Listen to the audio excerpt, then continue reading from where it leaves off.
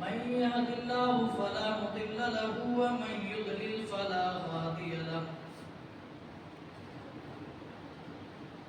وأشهد أن لا إله إلا الله وحده لا شريك له وأشهد أن محمدا عبده ورسوله أما بعد فإن خير الحديث كتاب الله وخير الهدي هدي محمد صلى الله عليه وسلم وشر الأمور محدثاتها وكل محدثة بدعة وكل بدعة ضلالة وكل ضلالة في النار. أعوذ بالله السميع العليم من الشيطان الرجيم. بسم الله الرحمن الرحيم.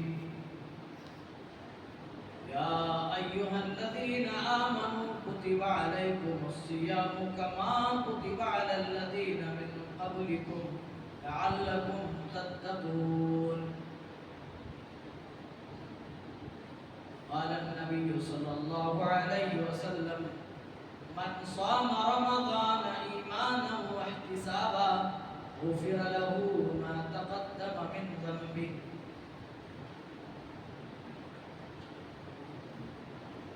محترم بھائیوں بزرگوں اور ہماری مائیں اور بہنیں، مدح و ثنا کی بریائی و برتری اس اللہ عز و جل کے لیے لائق و زیبا ہے جو ہم سب کا خالق و مالک، مربی، پالنہار، نگہبان و نگہدار ہے.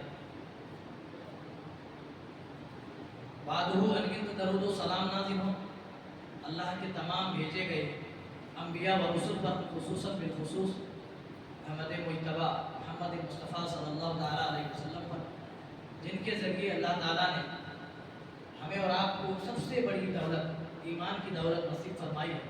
اللہم صلی وسلم مبارک علیہ. حضرات گرامی قدر، پچھلے خطبے جمعے میں ماہ رمضان المبارک کی فضیلت سے متعلق کچھ باتیں آپ کے بیچ رکھی گئی تھی. آج روزہ داروں کا مقام اور روزہ خوروں کا انجام، اس تعلق سے کچھ باتیں رکھنے کا خواہش مند ہوں. دعا گو ہوں رب العالمین سے کہ بار الہ کو ہمیں حق بات کہنے کی توفیق عنایت فرما، کہنے والے اور سننے والے کو مکمل طور پر عمل پیرا ہونے کی توفیق دے. آمین تقبل یا رب العالمین.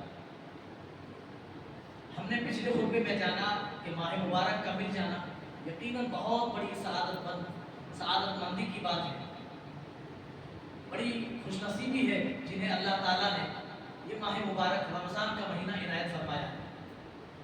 پھر بھی اگر اس مہینے کے تقدس کا خیال ہم نہ رکھیں، اس کے فیوز و برکات سے ہم اپنے دامن کو نہ بھریں، تو یہ بھی بات آئی تھی کہ ہم سے بڑا محبوب شخص کوئی نہیں ہوگا. جنت کے سارے دروازے کھول دیے جاتے ہیں، جہنم کے سارے دروازے بند کر دیے جاتے ہیں. جنت کا کوئی بھی دروازہ پھر پورا رمضان بند نہیں کیا جاتا، اسی طرح جہنم کا کوئی بھی دروازہ کھولا نہیں جاتا. اور اس کے اندر ایک رات ایسی بھی آتی ہے جس میں جاگ لینا، عبادت کر لینا بتایا گیا کہ 1000 مہینوں کی عبادت سے بہتر ہے، 1000 مہینوں کی عبادت. اور آپ فضیلتیں سنتے جائیں. پیارے رسول صلی اللہ علیہ وسلم نے ارشاد فرمایا: وَلِلَّهِ عُتَقَاءُ مِنَ النَّارِ فِي كُلِّ لَيْلَةٍ.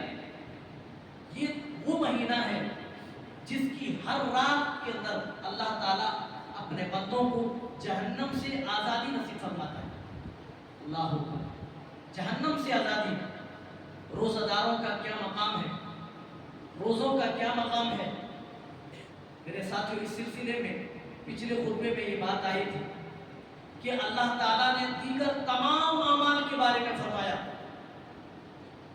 کل عمل ابن آدم لہ الا الصوم. حدیث قدسی میں کہ ابن آدم کے سارے اعمال اسی کے لیے ہیں سوائے روزے کے.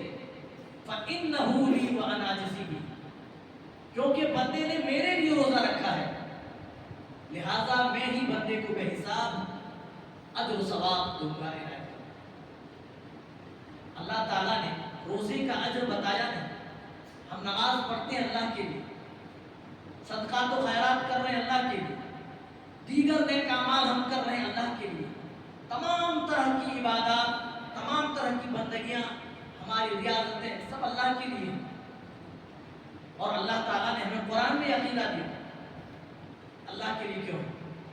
قل ان صلاتی، آپ کہہ دیجئے بے شک میری نماز، و نسکی اور میری قربانی، و محیایا اور میرا جینا، و مماتی اور میرا مرنا، للہ رب العالمین، یہ تمام چیزیں صرف اللہ رب العالمین کے لیے ہیں.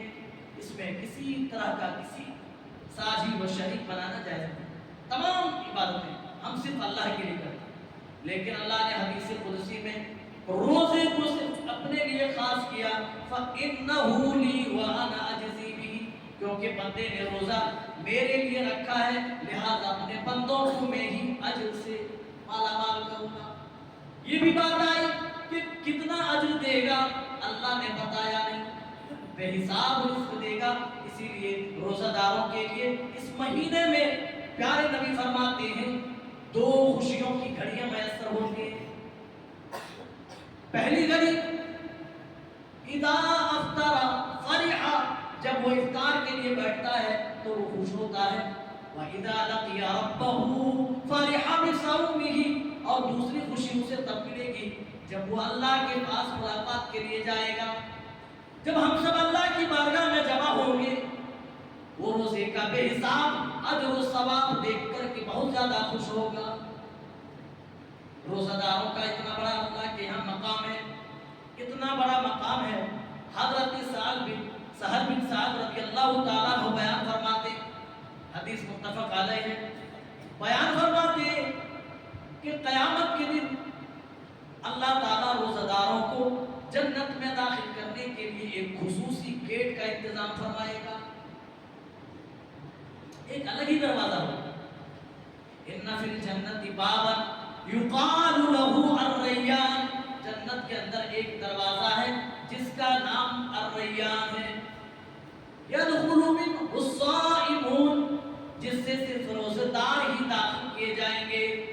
حضرت سہل بن سعد رضی اللہ عنہ کا بیان ہے، قیامت کے دن اللہ پوچھے گا این الصائمون، روزہ دار کہاں ہیں؟ روزہ دار اٹھ کر کھڑے ہو جائیں گے. اللہ تعالیٰ پھر انہیں حکم دے گا، روزہ دارو ہم نے تمہارے روزوں کی برکت سے ہم نے تمہارے لیے خصوصی دروازے کا انتظام کیا ہے، تمہارے لیے خصوصی گیٹ کا انتظام کیا ہے. اور روزہ دارو آؤ باب الریان سے تم جنت کے اندر داخل ہو جاؤ. خصوصی گیٹ سے ان کو جنت کے اندر انٹری دی جائے گی. اور دوسرے لوگ جو جنت کے اندر پرویش کریں گے، پیارے رسول صلی اللہ علیہ وسلم فرماتے جن کی زندگی میں بہت زیادہ نمازیں ہوں گی ان کو باب الصلاۃ سے جنت کے اندر داخل کیا جائے گا. بہت زیادہ صدقات و خیرات کرنے والا ہوگا، اس کو اللہ تعالیٰ باب الصدقہ سے داخل کرے گا. اور اللہ تعالیٰ روزہ داروں کو باب الریان سے داخل کرے گا. اسی طرح جہاد کرنے والوں کو باب الجہاد سے اللہ تعالیٰ پرویش کرے گا، انٹری دے گا. اسی کے بارے میں پیارے نبی نے فرمایا من انفق زوجین، جو اللہ کی راہ میں جوڑے خرچ کرتا ہے، کوئی چیز خرچ کرے تو ایک نہیں بلکہ ڈبل خرچ کرے، تو پیارے نبی فرماتے قیامت کے دن اس کے لیے جنت کے تمام دروازوں سے پکارا جائے گا. حضرت ابو بکر اسی بات کو بیان فرماتے اللہ کے رسول وہاں تو روزہ دار باب الریان سے داخل ہوں گے، نمازی باب الصلاۃ سے داخل ہوں گے، صدقات و خیرات کرنے والے اور اس معاملے میں پیش رہنے والے باب الصدقہ سے داخل کیے جائیں گے. کیا کوئی اس دن ایسا بھی ہوگا جنہیں جنت کے تمام دروازوں سے پکارا جائے گا؟ پیارے نبی نے فرمایا ہاں اے ابو بکر وانت منہم، اور تم بھی انہی لوگوں میں سے ہو جنہیں جنت کے تمام دروازوں سے پکارا جائے گا، جنہیں جنت میں تمام دروازوں سے داخل میرے ساتھیوں چاہتے ہو کہ قیامت کا دن ہو اور تم جب جنت میں انٹری کے لیے جاؤ تو جنت کے ہر دروازے سے تمہیں پکارا جائے. پیارے نبی نے ایک عمل بتایا, من انفق زوجین, جو اللہ کی راہ میں خرچ کرے تو جوڑے خرچ کرے, ایک کے بجائے دو خرچ کرے. قیامت کا دن ہوگا, اللہ تعالیٰ انہیں یہ حکم دے گا جنت کے تمام دروازوں سے انہیں پکارا جائے. اس کی مرضی ہے وہ جس دروازے سے داخل ہو جائے. اللہ اتنا بڑا مقام روزہ داروں کا کہ ان کے لیے خصوصی گیٹ کا انتظام ہو رہا ہے. اچھا یہ روزہ کیا ہے؟ پیارے رسول صلی اللہ علیہ وسلم نے فرمایا یہ روزہ تو ڈھال ہے. کئی موقعوں پر آپ نے روزے کو ڈھال کہا ہے. ایک بار فرمایا الصوم جنۃ کجنۃ احدکم من النار, یہ روزہ تو جہنم کے لیے ڈھال ہے جس طرح تم میں کوئی لڑائی کے لیے ڈھال استعمال کرتا ہے. لڑائی میں آپ نے دیکھا ہوگا لڑائی کرنے والے مجاہد دشمنوں کی ضرب سے بچنے کے لیے ایک ڈھال کا استعمال کرتے, ایک ہاتھ میں ڈھال ہوتی ہے اور دوسرے ہاتھ میں تلوار ہوتی ہے. پیارے نبی فرما رہے ہیں روزہ داروں کے لیے اس کا روزہ ڈھال بن جائے گا. اس چیز سے جہنم سے ڈھال بن جائے گا. الصوم جنۃ من النار کجنۃ احدکم, جس طرح تم میں سے کسی کے پاس میدان جنگ میں میدان کارزار میں دشمنوں کی ضرب سے بچنے کے لیے ڈھال ہوا کرتا ہے, اسی طرح میری امت کے لوگوں تمہیں جہنم سے بچنا ہے تو روزے کو ڈھال بناؤ. کتنے بدنصیب ہیں وہ لوگ جنہیں یہ مہینہ نصیب تو ہوا لیکن انہیں روزہ رکھنے کی توفیق نہ ملی. میرے بھائیوں ذرا غور کرو, پیارے نبی اس حدیث میں روزے کو ڈھال بتا رہے ہیں. حضرت امامہ رضی اللہ تعالیٰ عنہ ایک مرتبہ اللہ کے رسول کے پاس آئے اور کہنے لگے یا رسول اللہ میں جنت کا متلاشی ہوں, میں جنت کا طلبگار ہوں, میں جنت میں جانا چاہتا ہوں. اللہ کے رسول کوئی عمل بتائے جس عمل کو میں کر لوں تو اللہ تعالیٰ ڈائریکٹ مجھے جنت کے اندر داخل فرما دے. میرے ساتھیوں پیارے رسول صلی اللہ علیہ وسلم نے کسی اور چیز اور کسی اور عمل کے بارے میں نہیں بتایا. اور روزے کو اپنے اوپر بوجھ سمجھنے والوں پیارے نبی صلی اللہ علیہ وسلم نے جانتے امامہ رضی اللہ تعالیٰ عنہ کو کس عمل کی وصیت فرمائی. فرمایا فعلیک بالصوم, اے امامہ تم اپنے اوپر روزے کو لازم پکڑو. فإنہ لا عدل, کیونکہ اس کے برابر اجر و ثواب کے معاملے میں اور کوئی دوسری چیز نہیں ہے. روزہ رکھ رہے ہیں صرف فارمیلٹی پوری کرنے کے لیے کہ بقیہ لوگ رکھ رہے ہیں اس لیے رکھ رہے ہیں. اگر لوگوں کے تانا زنی کا خوف نہ ہو تو اللہ کی قسم کتنے ایسے کمزور ایمان والے ہیں جو روزہ چھوڑ دیں گے, جو تراویح ترک کر دیں گے, پنج وقتہ نمازوں سے بھی پھر جائیں گے. کتنی سستی اور کاہلی ہوتی ہے. جب پڑھنا ہی ہے تو سستی کاہلی سے کیوں پڑھے بھائی, اور نہیں پڑھنا تو کوئی فرض واجب چیز تھوڑے نہ ہے. میں نے درس قرآن میں بھی بتایا ارے نہیں پڑھنا ہے تو کیا ضروری ہے بھائی, کم از کم نماز کا مذاق تو بناؤ. تراویح کا سال میں ایک بار تراویح کا موقع آتا ہے, پورا قرآن سننے کا موقع آتا ہے. ان میں سے اکثر تو باہر ہو جاتے ہیں. کچھ مخصوص لوگ اگر سنتے بھی ہیں تو ایسا لگتا ہے کہ زبردستی کرپٹی پر بندوق رکھ کے انہیں پڑھایا جا رہا ہے. میرے بھائیوں دین کے کام میں زبردستی نہیں کرنا, کوئی فرض واجب چیز نہیں ہے. نہیں پڑھنا آپ چلے جائیں, آپ اپنے گھروں میں آرام کریں, آپ کو آرام کی ضرورت ہے.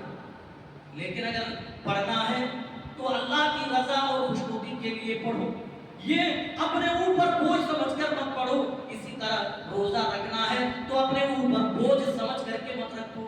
اللہ کی قسم اگر اس طرح عمل کرو گے تو اللہ کے یہاں رتی کے برابر بھی اس کا اجر ملنے والا نہیں. رتی سمجھتے ذرہ, مائکروسکوپ سے دیکھیں کوئی چیز تب وہ چیز نظر آئے, اتنا برابر بھی اجر نہیں ملے گا. کیوں اپنے اعمال کو برباد کرتے ہو, خراب کرتے ہو؟ یہ مسلمانوں کے جوش و خروش کا عالم میں آپ کو میں بتاؤں, जब रमजान मुबारक का महीना शुरू होता है तब इनके जोश और जज्बे का हाल अल्लाह होगा। ऐसे कूदते वजू खाने में मेंढक की तरह टटराते हैं।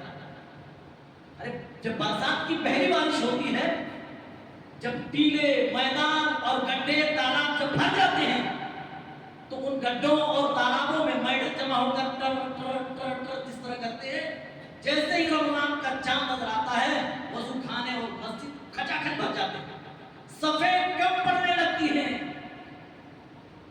ये इस कदर बरसाती मेंढकों की तरह टटराते हैं, सफेद कम पड़ने लगती है।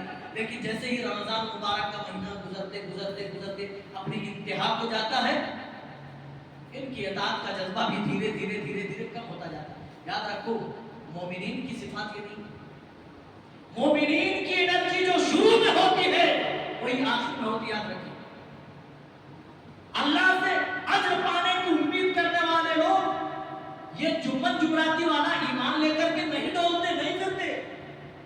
उनका एक मकसद है अल्लाह की रजा और खुशनुदी। वो तो इस महीने को अपनी खुशकिस्मती समझते हैं, ये महीना मिला है ना मेरा कर्म है, तुम्हारी तरह बोझ नहीं समझते। इस महीने की कद्र कर लो अल्लाह की कसम। कितने ऐसे लोग जो अब नहीं है, जिनकी ख्वाहिश थी कि हम माह मुबारक पाएंगे, उससे फायदा उठाएंगे, लेकिन जिन्हें मिला उन्हें कद्र करने की तौफीक नहीं। कूद रहे साहब, तरावी हो रही है, इधर खेल रहा कोई इधर खेल रहा, ये क्या मजाक बना के, मस्जिद की बेहुरमती, नमाज की बेहुरमती, ये क्या मजाक बना करके रखा हुआ है? अल्लाह के घर को खिलवाड़ बना रखा है। अरे नहीं पढ़ना तो जाओ अपने घर में आराम करो, ये कोई फर्ज और वाजिब नमाज नहीं है, आराम की जरूरत है, आराम करें। लेकिन इस तरह तो कम से कम खिलवाड़ ना बनाए। जिन्हें जो भाई पढ़ रहे कम से कम उन्हें तो चैन सुकून के साथ, वकार के साथ पढ़ने दें। ये क्या हो रहा है?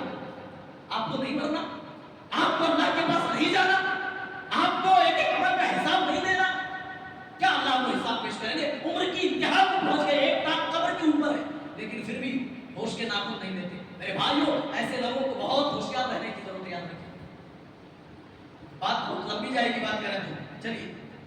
वस्सौम जुन्नतुन व इदा काना यौम सौमी अहदिकुम फला यरफत, फरमाया रोजा ढाल है। क्या फरमाया? रोजा ढाल है। बस तुम में से जो कोई रोजे की हालत में रहे, फला यरफत, तो वो लग़वियात ना बके, जबान से लायानी चीजें ना निकाले, और किसी से लड़ाई झगड़ा भी ना करे। जब वो रोजे से रहे तो जबान से कोई खराब बात ना निकाले, किसी से लड़ाई झगड़ा भी ना करे। अगर उससे कोई लड़ाई झगड़ा करे तो उसको हुक्म दिया जा रहा है वो कह दे इन्नी साइम, मैं तो रोजे से हूँ, मैं तो रोजादार हूँ। यानी प्यारे नबी कह रहे हैं रोजादार का काम लायानी चीजें बकना नहीं होता, रोजादार का काम लड़ाई झगड़े करना नहीं होता है। हमारे झगड़े तो कभी खत्म ना होंगे, बिल्ला ये कि सूर फूंक दिया जाए, क़यामत आ जाए। मेरे भाइयों, इस महीने को गनीमत जान लो, दिनों के अंदर से गदूरत निकालो, भाई भाई बन जाओ, एक हो जाओ, अल्लाह के दीन के लिए सब बसब खड़े होकर के काम करो। इस हदीस में भी रोजे को ढाल कहा गया है और हुक्म दिया गया जब रोजे की हालत में रहो तो लायानी चीजें नहीं बकना, गाली गलौज नहीं करना, लड़ाई झगड़े नहीं करना, और कोई तुमसे अगर लड़ाई झगड़ा करे तो बस उससे ये कहना है कि मैं रोजे से हूं, मैंने रोजा रखा हूं, खास। ये मोमिन का सेवा होता भाई, वो बहस नहीं करते। कोई अगर बहस करने पर आमादा भी हो तो नजरअंदाज करके कानून सलामा निकल जाते हैं। प्यारे रसूल सल्लल्लाहु अलैहि वसल्लम फरमाया, मन यदा कौल ज़ूर वल अमल बिही, जो कोई रोजा रखने के बावजूद भी झूठ से परहेज ना करे और लायानी चीजों पर अमल करने से परहेज ना करे, फलैसा लिल्लाहि हाजतुन, तो ऐसे लोगों को अल्लाह के यहाँ हाजत नहीं है, अन यदअ ताअमहु व शराबहु, अल्लाह को ऐसे लोगों की जरूरत नहीं है कि वो अपना खाना पीना तर्क कर दे, वो अपना खाना पीना छोड़ दे। जो लोग रोजे से हैं लेकिन गलत कामों से परहेज नहीं करते, बस खाना नहीं खाना, पानी नहीं पीना, बाकी सब करो, यही तो आज हो रहा है। حرام بھی ڈکار لیتے ہیں، لوگوں کی غیبتیں اور چغلیاں بھی کرتے ہیں، اور دوسرے کام بھی کرتے ہیں۔ لڑائی جھگڑے کے لیے تو مت پوچھو، یہ قوم اپنے میں تو بہت بہادر بنتی ہے، آپس میں لڑتے تو گریبان چاک کر دیں گے، لیکن دشمن کے سامنے ہو تو بھیگی بلی ہو جائے گی، دبک جائیں گے۔ لیکن مسلمانوں کے بارے میں کیا بتایا گیا قرآن میں؟ اللہ و صحابہ کی صفت اللہ نے قرآن میں بتایا کہ یہ ان کے لکھے ہیں۔ وہ شعر میں بھول رہا ہوں علامہ اقبال کا، رزم حق و باطل ہو تو فولاد ہے۔ اس سے پہلے کا جو شعر وہ بھول رہا ہوں کہ جب آپس میں ہوتے مومن تو ایک مومن دوسرے مومن کے لیے نرم ہوتا ہے، لیکن رزم حق و باطل ہو تو فولاد ہے۔ مومن باطل کے سامنے مومن مضبوط ہوتا ہے۔ میرے بھائی اپنے آپ کی اصلاح کی ضرورت ہے۔ اگر اس مہینے میں بھی اپنی اصلاح نہ کر سکے، روزہ دار ہونے کے باوجود بھی ہم برائیوں سے پرہیز نہ کر سکے، تو اللہ کی قسم غیر مہینے میں کبھی ہم سے پرہیز نہیں ہوگا۔ مرنا سب کو ہے، اللہ کے پاس سب کو جانا ہے۔ ہر ایک اگر اپنی اصلاح کر لے اور یہاں اللہ کے پاس پہنچنے سے پہلے اجر و ثواب کما لے، تو اللہ کی قسم اس کی دنیا بھی سدھر جائے گی اور آخرت میں بھی وہ شخص کا کامران ہو جائے گا، وہاں بھی نجات پائے گا۔ چلیے بات آگے بڑھ گئی۔ پیارے نبی صلی اللہ علیہ وسلم فرما رہے ہیں الصیام والقرآن یشفعان للعبد یوم القیامہ، قیامت کے دن روزہ اور قرآن آدمی کے لیے سفارشی بن کر کے آئے گا۔ میرے ساتھیوں، یہ روزہ کوئی چھوٹا عمل نہیں ہے، یہ ایسا عمل ہے کہ قیامت کے دن جب کوئی کسی کی سفارش کو تیار نہ ہوگا، یوم یفر المرء من اخیہ و امہ و ابیہ، جہاں آدمی اپنی ماں سے، اپنے باپ سے، اپنے بھائی سے، اپنے اعزا اقارب سے، اپنے دوست احباب سے بھاگ رہا ہوگا۔ کوئی کسی کے بارے میں جس دن نہ سوچے گا، کوئی کسی کا پرسان حال نہ ہوگا، ایسی گھڑی میں پیارے نبی فرما رہے ہیں الصیام والقرآن یشفعان للعبد یوم القیامہ، یہ روزے اور یہ قرآن کی تلاوت قیامت کے دن بندے کی سفارش کے لیے آئے گی۔ اور روزہ کہے گا اللہ یہ بندہ ہے، یہ تو تیرا بندہ ہے، اللہ میں نے اس کو تیری رضا اور خوشنودی کے لیے بھوکا پیاسا رکھا تھا، اللہ تیری رضا پانے کی طلب میں، تیری خوشنودی پانے کی طلب میں اس نے کھانا پانی ترک کر دیا تھا، اللہ حرام تو چھوڑو، تیرا حکم آ جانے کے بعد اس نے تو حلال چیزیں بھی چھوڑ دی تھی، اللہ اس کے گناہوں کو درگزر کر دے، اللہ تو اس کو معاف کر دے، اس کو جنت میں داخل کر دے۔ میرے ساتھیوں، اسی طرح قرآن آئے گا اور کہے گا اے میرے پروردگار، یہ تیری کتاب کی دنیا میں تلاوت کیا کرتا تھا، رمضان کا مہینہ آیا تو یہ تلاوت انہوں نے کی، اے اللہ اس کو تو بخش دے، اس کے گناہوں کو درگزر کر دے۔ جب پوری دنیا کے لوگ سو جایا کرتے تھے، جب لوگ لہو و لعب میں مشغول رہا کرتے تھے، یہ تو وہ نوجوان ہے جو تیری کتاب کی تلاوت کیا کرتا تھا۔ قرآن کی سفارش سے بھی اللہ تعالیٰ جتنوں کی چاہے گا اللہ تعالیٰ مغفرت فرما دے گا۔ میرے ساتھیوں، روزہ وہ عمل ہے جس کے ذریعے سے اللہ کے یہاں ہمیں سفارش نصیب ہوگی، روزہ سفارش کرے گا اور قرآن کی تلاوت، یہ دونوں چیزیں اللہ کے یہاں سفارشی بننے والی ہیں۔ اسی لیے میرے بھائیوں، جہاں آپ روزہ رکھ رہے ہیں، ایک سفارشی تیار کر رہے ہیں، وہیں پر تلاوت قرآن پاک اس مہینے میں بکثرت کرو اور دوسرا سفارشی اپنے لیے تیار کر دو۔ جو لوگ یہ مہینہ پانے کے بعد بھی روزہ نہ رکھیں، بغیر کسی شرعی عذر کے وہ روزہ چھوڑ دیں، تو حدیث میں آتا ہے کہ اگر وہ پوری زندگی بھی روزہ رکھتا رہے تو ایک دن کا جو رمضان کا روزہ ہوتا ہے اس کی بھی بھرپائی نہ کر پائے گا۔ جس نے بغیر کسی شرعی عذر کے ایک روزہ چھوڑا، پوری زندگی بھی بقیہ مہینوں میں روزہ رکھتا رہے، اس فرض روزے کی وہ پورتی نہیں کر سکتا ہے۔ حضرت امامہ بیان فرماتے ہیں، پیارے نبی صلی اللہ علیہ وسلم نے ارشاد فرمایا کہ میں سویا ہوا تھا، حضرت جبرائیل آئے انسانی شکل میں اور مجھے اٹھایا کہ آپ اٹھیے، مجھے اٹھا کر ایک سخت چڑھاؤ والے پہاڑ کے اوپر لے کر کے گئے اور مجھے کہا گیا کہ اس پر چڑھیے۔ میں نے کہا کہ میں اس پر چڑھنے کی طاقت نہیں رکھتا۔ کہا ہم آپ کو مدد کر دیں گے، چڑھنے میں تھوڑی سہایتا کریں گے، آپ اس پہاڑ پر چڑھیے۔ پیارے نبی فرماتے جب میں نے اس زبردست چڑھاؤ والے پہاڑ کو عبور کیا، جب اس پہاڑ پہ میں چڑھتا ہوں تو میں ایک دردناک آواز سنتا ہوں۔ میں نے لوگوں کی چیخو پکار کی آواز میں نے سنی، سخت چیخو پکار۔ اگر کسی کو مارا ہو، کاٹا جا رہا ہو تو کس قدر آہ و بکا کی آوازیں آئیں، اسی طرح آہ و بکا کی آوازیں سنائی دی، سخت چیخو پکار کی آوازیں سنائی دی۔ پیارے نبی نے پوچھا یہ کیسی آواز ہے؟ تو آپ کو بتایا گیا کہ وہ لوگ ہیں جو دنیا میں بغیر کسی شرعی عذر کے رمضان کے روزے چھوڑا کرتے تھے، دن کی حالت میں کھاتے پیتے نظر آتے تھے۔ ہاں، ان کی باتیں یہ جو دونوں ہونٹ کے کنارے حصے ہیں، یہاں سے یہاں تک ان کے چیر دیے جا رہے ہیں۔ پیارے نبی فرما رہے ہیں میں کیا دیکھ رہا ہوں، ان کی باتیں چیری جا رہی ہیں، یہاں سے منہ کے حصے سے، ہونٹوں کے کنارے والے حصے سے ان کو پھاڑا جا رہا ہے، چیرا جا رہا ہے۔ میں نے پوچھا یہ کون لوگ ہیں اور انہیں اتنی بڑی سزائیں کیوں دی جا رہی ہے؟ تو فرمایا یہ وہ لوگ ہیں جو روزہ دار نہیں تھے، یہ بے روزے دار تھے۔ رمضان کا مہینہ اللہ نے عنایت کیا، پھر بھی اس مہینے کے تقدس کا انہوں نے خیال نہ کیا۔ جہاں لوگ بھوکے پیاسے رہا کرتے وہیں پر یہ دن کی حالت میں کھاتے پیتے نظر آیا کرتے تھے۔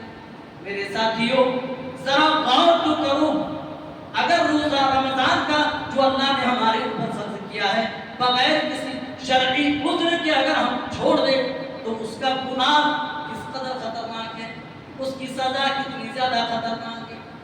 آگے بڑھیں۔ پیارے نبی فرماتے والذی نفسی بیدہ، روزہ داروں کا مقام بیان کرتے والذی نفسی بیدہ لخلوف فم الصائم اطیب عند اللہ من ریح المسک۔ اللہ کی قسم اس ذات کی جس کے ہاتھ میں میری جان ہے، روزہ دار کے منہ سے نکلنے والی بو اللہ کے یہاں کستوری سے بھی زیادہ پسندیدہ ہے۔ ایک عمدہ قسم کی خوشبو ہے۔ اللہ کے رسول صلی اللہ علیہ وسلم فرما رہے ہیں روزہ دار کے منہ سے جو بو نکلتی ہے، دن بھر بھوکا پیاسا رہنے کی وجہ سے، معدہ خالی رہنے کی وجہ سے ایک قسم کی بو پیدا ہو جاتی ہے۔ کہا اللہ کے نزدیک روزہ داروں کا یہ مقام ہے، روزہ داروں کی اہمیت اتنی بڑی ہے کہ اس کے منہ سے جو بو نکل رہی ہے جو کہ کراہت کی وجہ بن سکتی ہے۔ ہم ایک دوسرے کے سامنے کھڑے نہیں ہوتے اگر کسی کے منہ سے بو آ رہی ہے، لیکن اگر روزہ دار کے منہ سے صفائی کے باوجود بھی آ رہی ہے، معدہ خالی رہنے کی وجہ سے، بھوکے پیاسے رہنے کی وجہ سے، تو پیارے نبی فرما رہے ہیں اطیب عند اللہ من ریح المسک، تو اللہ کے یہاں کستوری سے بھی زیادہ پسندیدہ ہے۔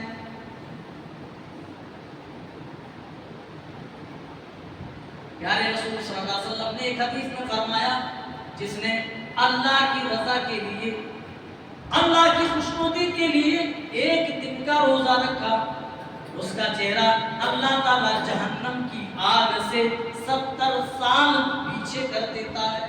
ایک روزہ اگر اللہ کی رضا کے لیے کوئی رکھے تو 70 سال اللہ تعالیٰ جہنم سے اس کو پیچھے کر دیتا ہے۔ اللہ اکبر، یہ روزے کا اجر، یہ روزے کا مقام ہے میرے بھائی۔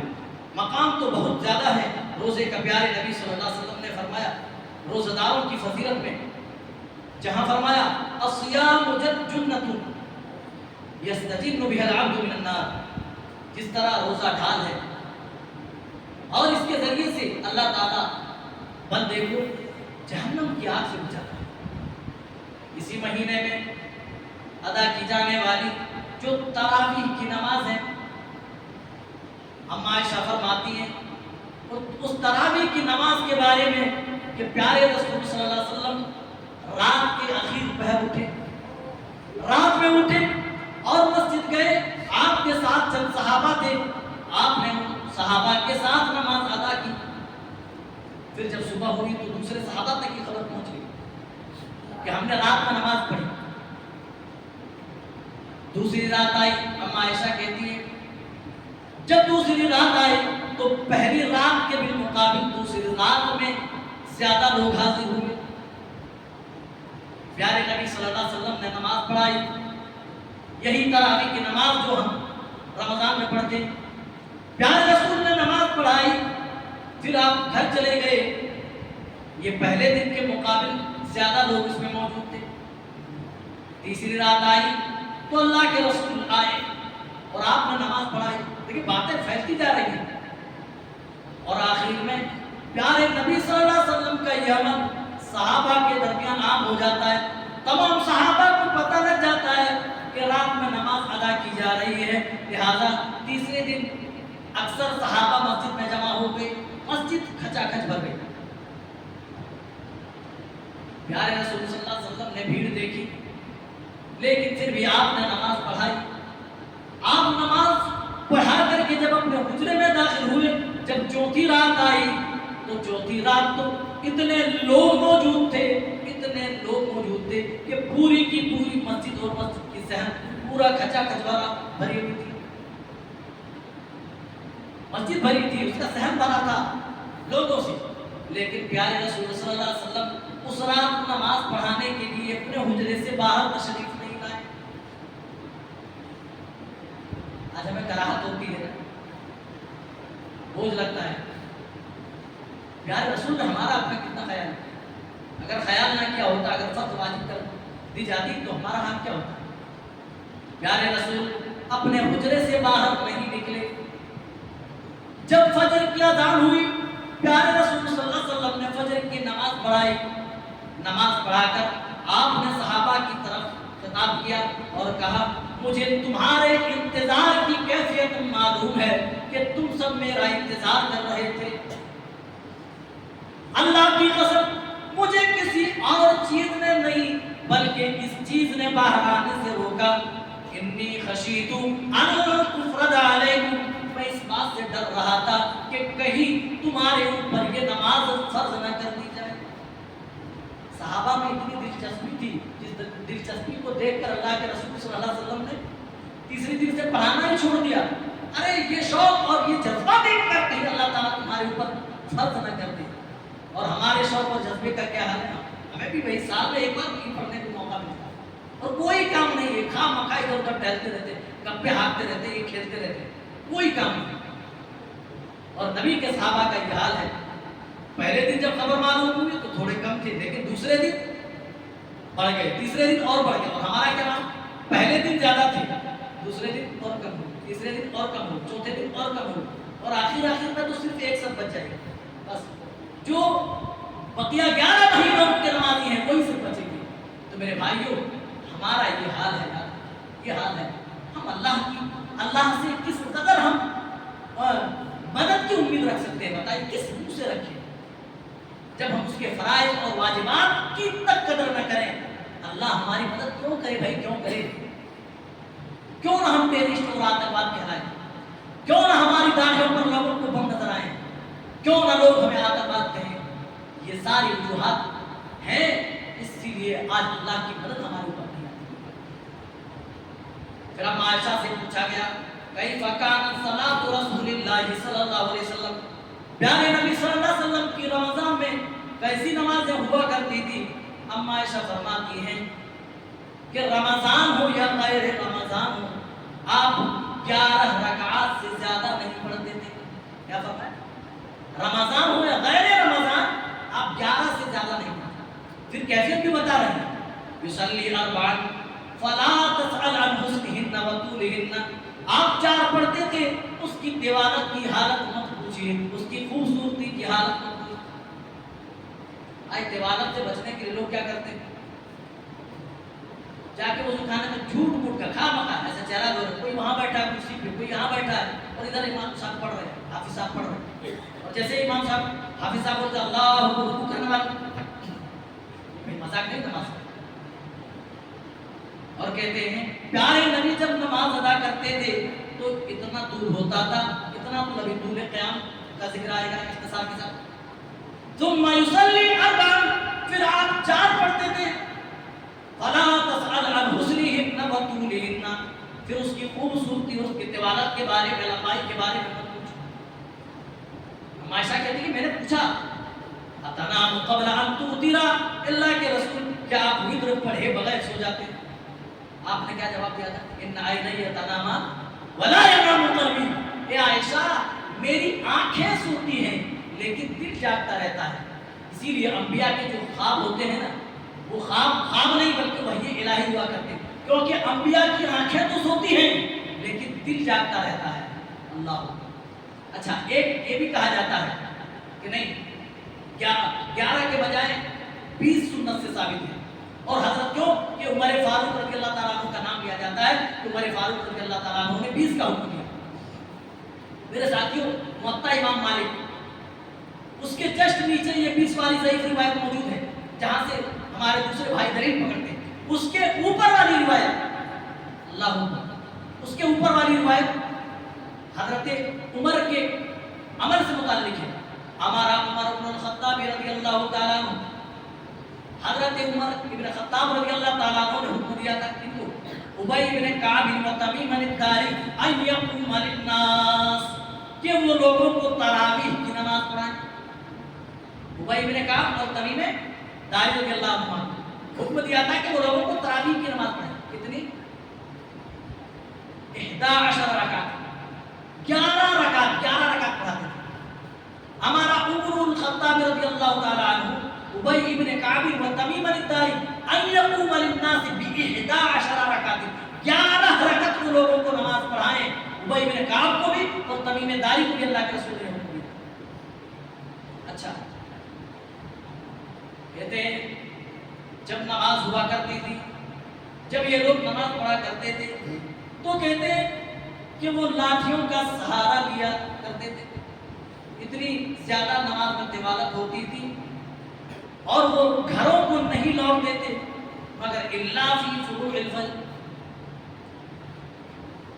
ان یقوم للناس ب11 رکعت، لیکن 11 رکعت پڑھتے تھے، اتنا لمبا قیام ہوتا تھا، اتنی لمبی قرت ہوتی تھی، کہتے ہیں کہ طول قیام کی وجہ سے ہم لاٹھیوں کا سہارا لیا کرتے تھے، لاٹھیوں کا سہارا بعض دفعہ لے لیتے تھے۔ ما نخرج الا فی فروع الفجر، اور ہم نہیں نکلتے تھے نماز پڑھ کر مگر فجر چمکنے والی ہوتی تھی۔ اللہ اکبر، یہاں ابتدائے شام کو مسجد میں داخل ہوئے، فجر چمکنے والی ہوتی تھی، سحری کے وقت یہ مسجدوں سے نکلتے تھے تراویح پڑھ کر کے۔ آج 1 گھنٹے کی وہ مشکل نماز ہوتی ہے، اتنا بوجھ سمجھتے میرے بھائیوں۔ اگر یہی ہماری سستی کاہلی رہی، اللہ کی رحمت اور اس کی برکھا نازل ہونے کے بعد بھی ہم نے یہ سستی کاہلی دکھائی، تو میرے بھائیوں ہم سے بڑا بدقسمت کوئی نہیں ہوگا۔ بار بار یہ چیزیں میں بیان کر رہا ہوں اسی لیے کہ یہ کوئی مہینہ چھوٹا مہینہ نہیں ہے، اس میں عمل جو اللہ تعالیٰ بڑھاتا ہے، 1 کو 10، 10 کو 700 اور مزید اللہ تعالیٰ بڑھا کر کے پیش کرتا ہے۔ اس مہینے کی کیفیت، اس مہینے میں پیارے نبی صلی اللہ علیہ وسلم دیگر مہینوں کے بالمقابل نیکیوں میں اور زیادہ آپ تیزی کرتے تھے۔ صدقات و خیرات کے بارے میں آتا ہے کہ پیارے رسول صلی اللہ علیہ وسلم ایسا لگتا تھا اس طرح خرچ کرتے تھے، آپ کے پاس کیا دنیا تھی؟ نہیں، لیکن جتنا کچھ بھی آتا تھا پیارے نبی کے بارے میں صحابہ بیان کرتے ہیں، جب رمضان کا مہینہ تھا صدقات و خیرات میں اس قدر آپ تیزی سے کام لیتے تھے جیسے تیز و تند آندھیاں چل رہی ہوں۔ اللہ اکبر، آپ اس قدر کی تیزی سے صدقات و خیرات کرتے تھے، یعنی ہر نیک عمل میں آپ حصدار بنتے تھے۔ کیوں؟ کیونکہ اس مہینے کی عظمت سے آپ باخبر تھے، اس مہینے کا مقام آپ جانتے تھے۔ جو لوگ جانے اور جو لوگ جانتے ہیں اللہ کی قسم وہ کار خیر کرتے رہتے ہیں، وہ برائیوں سے اجتناب کرتے ہیں، وقت اجازت نہیں دیتا۔ مزید بہت ساری باتیں ہیں اس مہینے سے متعلق، آج ہمارے دلوں سے اس مہینے کا قدر نکل گیا کہ ہر بار یہ مہینہ آ رہا یہ اللہ کی توفیق ہے، اللہ تمہیں بچانا چاہتا ہے جہنم سے، اور تم ہو کہ اللہ کی اس آفر کو تم ٹھکراتے ہو۔ میرے بھائیوں، آخری جملہ کہہ کر بات ختم کر رہا ہوں۔ جانا سب کو ہے، مرنا سب کو ہے، کیوں ہم اس کو ناراض کر کے جائیں؟ کیوں نہ اس کے آفر کا فائدہ اٹھا کر اس کو ہم راضی کر لیں؟ کیوں نہ اس مہینے کو اپنے لیے باعث غنیمت سمجھیں؟ کیوں نہ اس مہینے کو اپنے لیے باعث نجات سمجھیں اور اس میں پائی جانے والی تمام نیکیوں سے اپنے دامن کو سمیٹیں؟ انہی باتوں پر اپنی باتوں کو ویران دیتا ہوں، اس دعا کے ساتھ کہ اللہ تعالیٰ ہم تمام کو اس مہینے کے تقدس کا خیال کرنے کی توفیق عطا فرمائے۔ اس مہینے کی عظمت، اس کی فضیلت سے ہم سب کو آشنا فرما دے۔ اللہ جو خیر و برکات اس مہینے میں، اللہ کوئی ایک بھی گھڑی خیر و برکات کی اللہ ہم سے چکنے نہ پائے۔ جو غلطیاں خامیاں ہیں اللہ ہمارے اندر، اللہ اس مہینے میں مٹا دے۔ بارک اللہ لنا ولکم فی القرآن العظیم ونفعنا وإياكم بالآيات والذكر الحكيم إنه تعالى تواب كريم ورؤوف رحيم۔